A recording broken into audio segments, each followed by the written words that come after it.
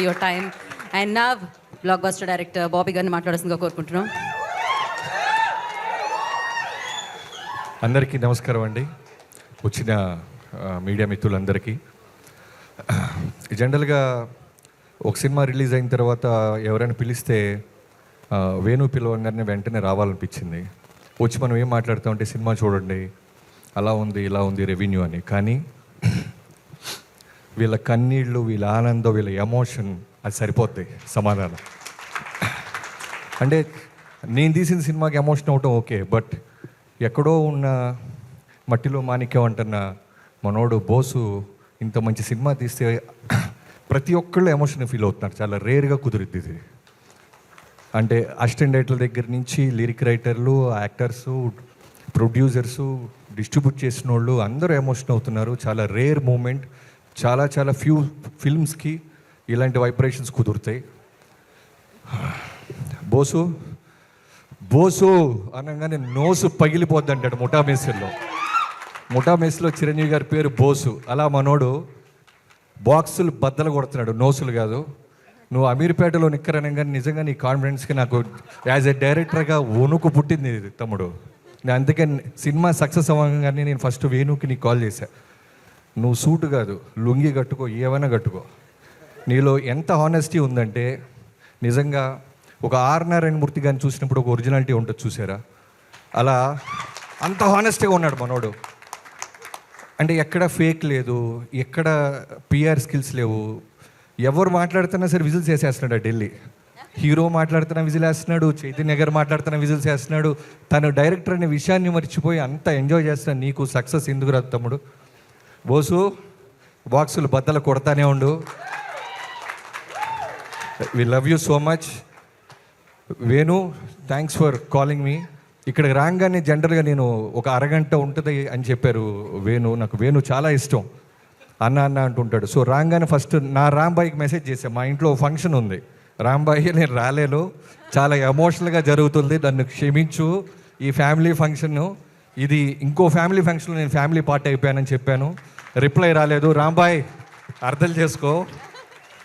So Venu, జనరల్గా నేను గుంటూరులో ఉన్నప్పుడు సినిమాలు చూసి డైరెక్టర్ అవ్వాలని వచ్చి డైరెక్టర్ అయ్యాను, సినిమాలు చేస్తున్నాను. బట్ ఈ సినిమా ఈవెంట్కి వచ్చాను. ఈ సినిమా గురించి ఉన్న నేను ప్రొడ్యూసర్ అవ్వాలని అంత ధైర్యాన్ని ఇచ్చావు తమ్ముడు నువ్వు.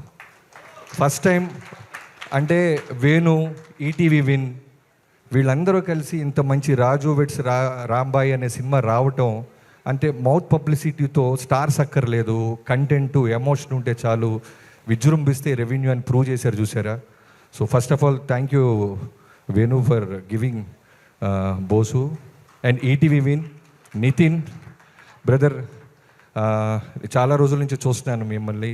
మీరు ఎక్కడ స్టేజ్ ఎక్కినా సరే సక్సెస్ మీట్లోనే కనిపిస్తున్నారు. సో నీలో ఇందాక స్పీచ్లో మంచి రైటర్ కూడా ఉన్నారు తమ్ముడు. సో మీలాంటి వాళ్ళని గుర్తించిన బాపినాయుడు గారికి, రామోజీ లాంటి ఫిల్మ్స్ సంస్థకి చాలా థ్యాంక్స్. అండ్ సాయి నీ పార్ట్నర్, మీ అందరికీ. అండ్ మ్యూజిక్ డైరెక్టర్, ఇందాక అక్కడి నుంచి మొదలైంది నాకు ఎమోషన్, కన్నీళ్ళు. మనోడు నిజంగా వాళ్ళ అమ్మ నాన్న ఫొటోస్ వేసినప్పుడు నేను కూర్చోండి వెంటనే నిలబడ్డాను. నిజంగానే మన పేరెంట్స్, నాకు మా మదరు, ఫాదరు, నా ఫాదర్ ఉండేవాళ్ళు వాల్తేరు వేరే దాకా, బట్ మా మదరు నేను రైటర్గా సోలో కార్డు లేనప్పుడే కాలం చేశారు. అప్పటి నుంచి నాకు ఆ వెలితి, ఆ పెయిన్, ఆ బాధ తెలుసు. సో నువ్వు ఆ విజువల్ ఏంగానే అనిపించింది. నిజంగానే తల్లిదండ్రులు మర్చిపోనోడు ఎవ్వడూ కూడా జీవితంలో గొప్పోళ్ళే అయి ఉంటారు. సో తప్పకుండా నీ సంగీతం, అందరూ అదే మాట్లాడుతున్నారు. ఫస్ట్ సినిమాలో గెలవాల్సింది సంగీతం, ఆ తర్వాత డైలాగ్స్, ఆ తర్వాత విజువల్స్, ఆ తర్వాత ఏదైనా కంటెంట్. ఫస్ట్ మార్కెట్లోకి వెళ్ళేది సంగీతం. అలాంటి సంగీతంతో ఈ జనాన్ని రాబట్టిన నీకు నిజంగా చాలా చాలా పెద్ద భవిష్యత్తు ఉంది తమ్ముడు. Keep all the best. And DOP అందరూ వెనకాల నిలబడుతున్నారు. ఇంత మంచి సక్సెస్ ఇచ్చి మీరు ముందుకెళ్ళి ఇంకా చాలామంది జనాల్లో కనపడాలి. Great job. And Vamsi Nandipati garu, మొన్నే నేను ఈ సినిమా రిజల్ట్ తెలియకుండా ఫోన్ చేశాను. సార్ వంశీ గారు రాజా చేయి వేస్తే అన్నట్టు మీరేంటి సార్ ఎడిట్ రూమ్లో నుంచే సినిమాని జడ్జి చేస్తున్నారు అని. వేణు, ఇందాక నువ్వు ఒక మాట అన్నావు, ఈ సినిమా చూసి ఎవరో ఒక నలుగురు వచ్చి సగంలో నుంచి నడుచుకుంటూ వెళ్ళిపోయారని నాకు ఒక మూమెంట్ అనిపించింది, ఒక మూమెంట్ గుర్తొచ్చింది. ఫైట్ క్లబ్ అని 1999లో బ్రాడ్ పిట్తో సినిమా వచ్చింది. ఆ సినిమా రాగానే చాలామంది పెద్ద పెద్ద మీడియా సంస్థలు సినిమా బాగాలేదు, డిజాస్టర్, వర్స్ట్ ఫిల్మ్, ఇలాంటి సినిమా అసలు రాకూడదు అని రాశారంట. ఓ 1-2 ఇయర్స్ తర్వాత ఆస్కార్ వచ్చిన తర్వాత బ్రాడ్ పిట్ డైరెక్టర్ అందరూ కలిసి స్టేజ్ మీద ఆ 4 సంస్థలకి థ్యాంక్స్ చెప్పినాయి. చదివి మరి మీ జడ్జిమెంట్ ఇది ఆస్కార్ దాకా వచ్చింది, one of the cult film అయింది అమెరికాలో అని. సో అలా అనిపించింది. వాళ్ళ పేర్లు అయితే చెప్పొద్దు పాపం, లెట్ దెమ్ గో. బట్ మీ జడ్జిమెంటే ఆడియన్స్ జడ్జిమెంట్ అయింది. సో శివాజీ గారికి ఇందాక అదే చెప్తున్నాను, ఆ ఫాదర్ క్యారెక్టర్ చేసిన శివాజీ గారికి మన సముద్రంలో శ్రీహరి గారిని చంపేటప్పుడు ఒక క్లోజప్ ఉంటుంది. నేను డైరెక్టర్ అయిన తర్వాత చాలా కొన్ని సినిమాలు మళ్ళీ మనం చూస్తుంటాం. సో ఆ క్లోజప్లో ఒక సీనియర్ యాక్టర్ని శ్రీహరి గారిని చంపేస్తున్న ఒక కింద ఉన్న పోలీస్ ఆఫీసర్గా ఆయన భయాన్ని, క్షమించండి సార్ తప్పట్లేదు అనేదాన్ని, ఆ రెండు ఆయన చూపించిన క్లోజప్ నాకు ఎప్పటికీ బ్రెయిన్లో ఉండిపోయింది. ఇందాక ఆయన స్టేజ్ ఎక్కితే అదే కనిపించింది. అలానే అనిత గారు, మీ అందరూ ఎమోషనల్గా ఉన్నారు. అందుకే మా రాంబాయికి మెసేజ్ చేశా, అయితే ఇంట్లో తర్వాత లొల్లి అని.